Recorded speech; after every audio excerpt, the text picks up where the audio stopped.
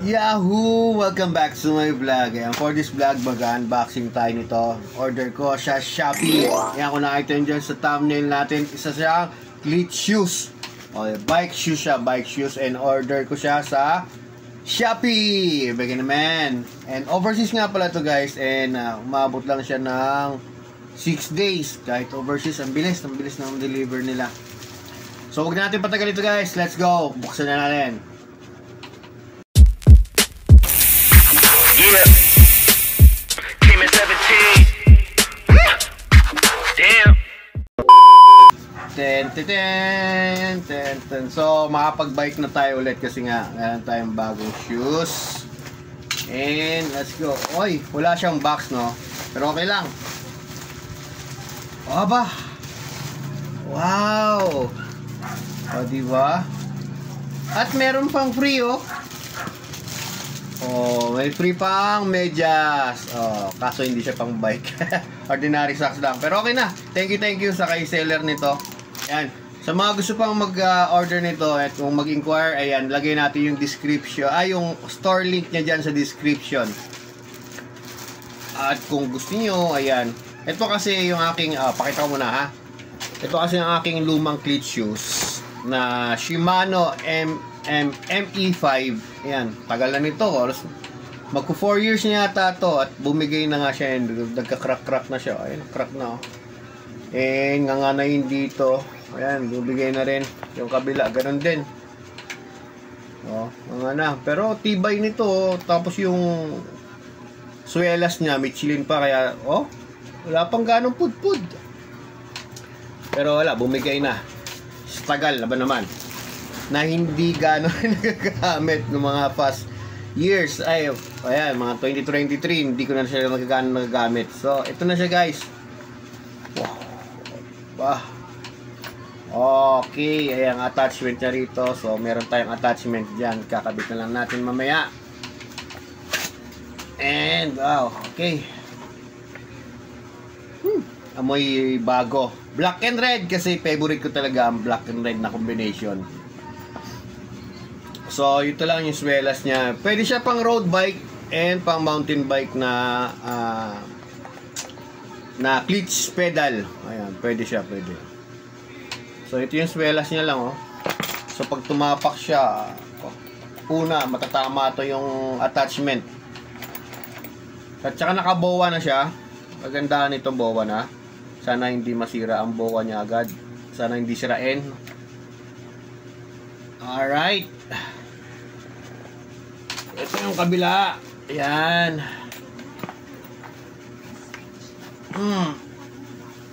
Okay. May mga styro pa sa loob. Sana tumagal din ito.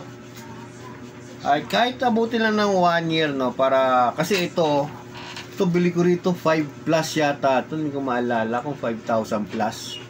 So ito naman nabili ko siya ng 1,673. 1,673. So kahit masira to, kahit abutin na lang 1 year. So next year may bago na naman tayong cleat shoes. So di ba?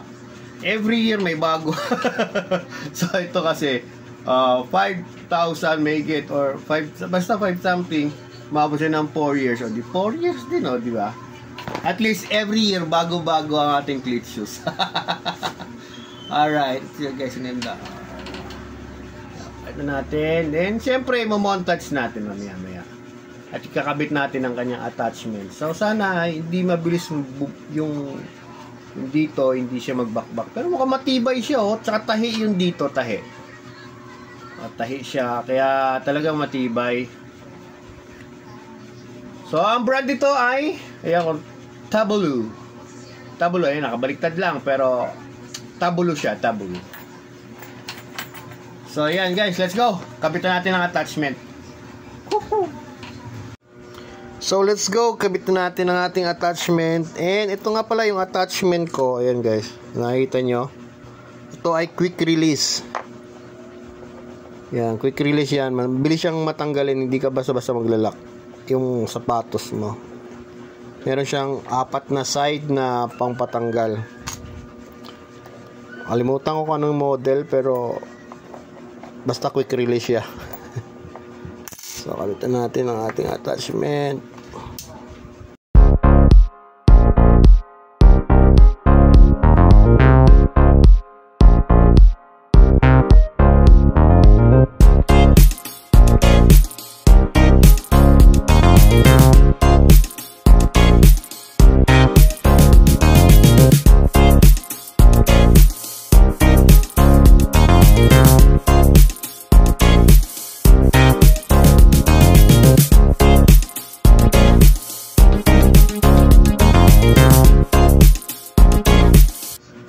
So ayan, nakabit na natin ang ating attachment ayan sa ating cleat shoes.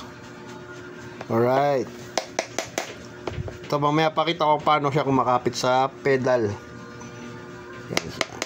Okay, let's go guys. Testing natin, suotin natin and testing natin sa ating pedal. Okay.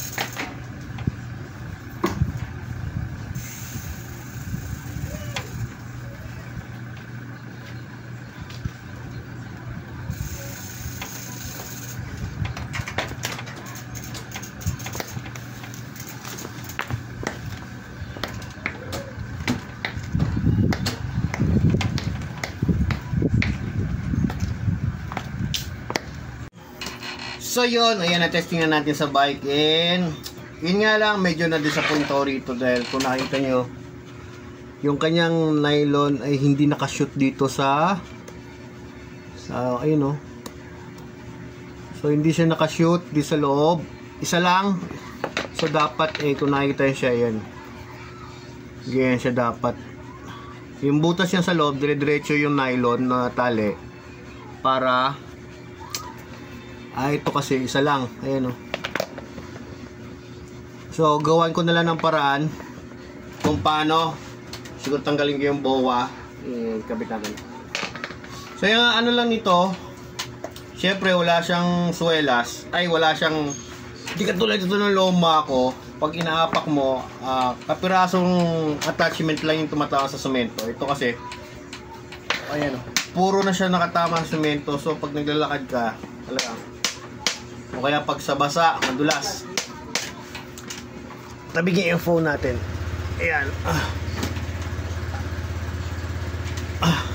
So pag naglalakad, ayan.